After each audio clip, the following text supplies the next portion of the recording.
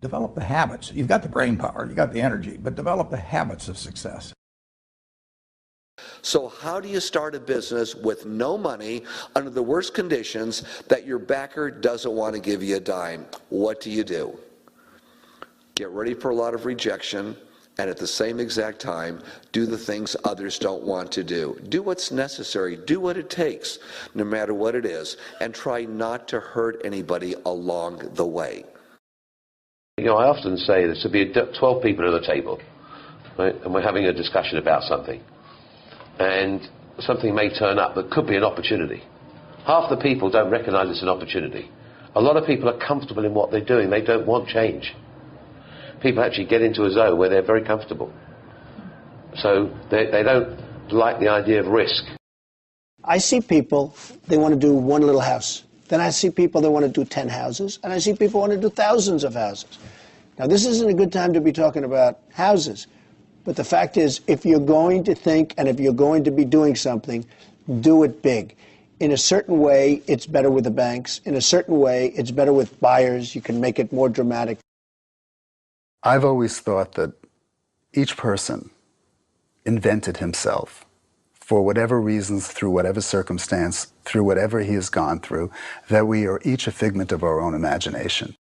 From day one, I never tried to hide that I was the girl in my apartment with the red backpack. It's like, this is who I am, and I find that people end up rooting for you and opening more doors if you're really honest early on. Some people start businesses and try to come across that they're much bigger than they are because they feel like that's the only way they're going to be taken seriously. But if you know your product's great and you know why you made it, you don't have to apologize for being out of your home or your apartment or being small. You know, to create a business, you've got to initially work day and night, weekends. It's really hard work. I worked 24 hours a day, 7 days a week. And I cared, that's what I cared about. I cared about solving problems, being successful.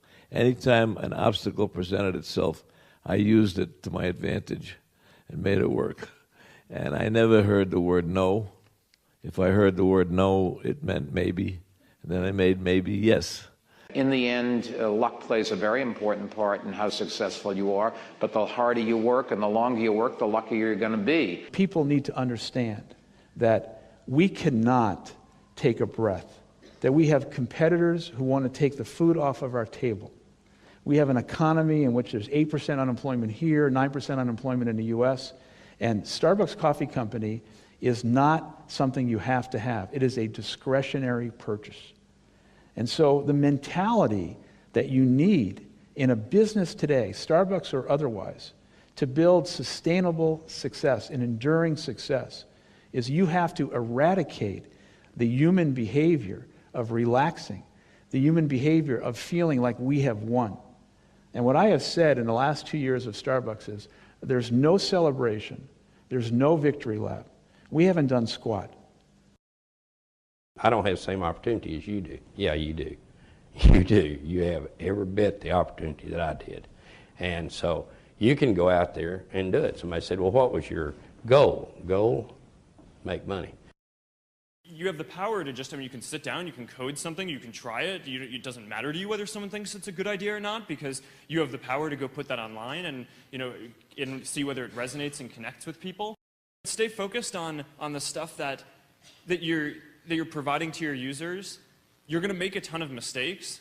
It doesn't matter. You don't get judged by the mistakes. People don't remember those years from now. They remember the things that you did that were good. There's always going to have to be an element of luck, but I think more important is putting yourself in a business that can be ubiquitous, that really doesn't have limits. Because otherwise, there's always going to be a grind to it. But if the business, if it can't be something that you can visualize every business using or every consumer using, it's going to be tough to scale to be big enough or to have the perceived value to get you to that billionaire club. I grew up under a premise.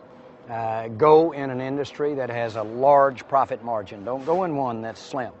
Go in one that's large. Take what you've got. Your assets are your energy. Your assets are your willingness to just not be told no. The harder it is The tougher it is, the bigger the challenge to get in, the bigger the opportunity behind. The opportunities behind are endless. Now, Apple, fortunately, is one of the half a dozen best brands in the whole world. Right up there with Nike, Disney, Coke, Sony.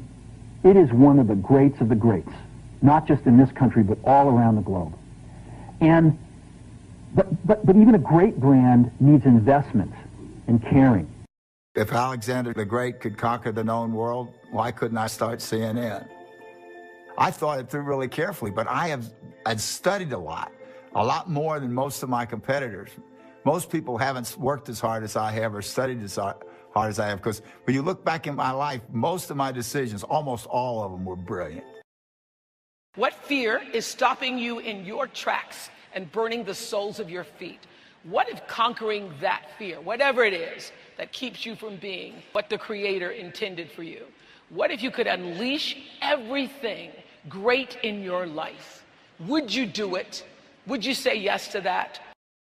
Don't allow anyone, friend, family, acquaintance, teachers, whoever it is, don't allow anyone to tell you that what you are dreaming for yourself and your family is not possible. It is possible. Don't be one of those people 20 years from now are going to be walking around in a 9-to-5 job, miserable and angry and bitter. To punish failure is yet another way to encourage mediocrity, because mediocrity is what fearful people will always settle for. I like to see people. I think it's really important, even if it's 10 minutes. I hate all this new world of people aren't talking. So I like the idea of seeing people. I think you get a very different view when you look in somebody's eye. You know in a second whether it's right. I mean, I see these people, they're like 8 yards away at a desk and they're busy. I said, well, go and talk to them. Why are you emailing each other? Go have the conversation. What happened before email? People spoke. Hello, good morning, how are you? Companies like Google are not getting rich on user-generated content. They're getting rich on the content of companies like Viacom, and we're not going to put up with that. We're not going to put up with people taking our product and not paying for it. They want our product, they can have it at the right price. I'm going to put the vast majority of my energy, attention, and dollars into building a great product or service, and put a smaller amount into shouting about it, marketing it. Because I know if I build a great product or service, my customers will tell each other. You have to mix in some patience with that. New companies generally shouldn't exist. Existing companies are usually pretty good at what they do. And so for a new company to exist, it not only has to come in, go into business and bring a product to market, but it has to bring a product to market that's so much better than what already exists that it punches through the sort of status quo. How can you achieve your dreams? I'll tell you the secret, but nobody ever follows it. Just do things in life the way other people don't do them. Change the status quo, and then you'll succeed. I've said that 1,000 times, nobody listens. If you do anything, you're going to get in trouble. If you don't do anything, you won't be in trouble, but you won't get anywhere either.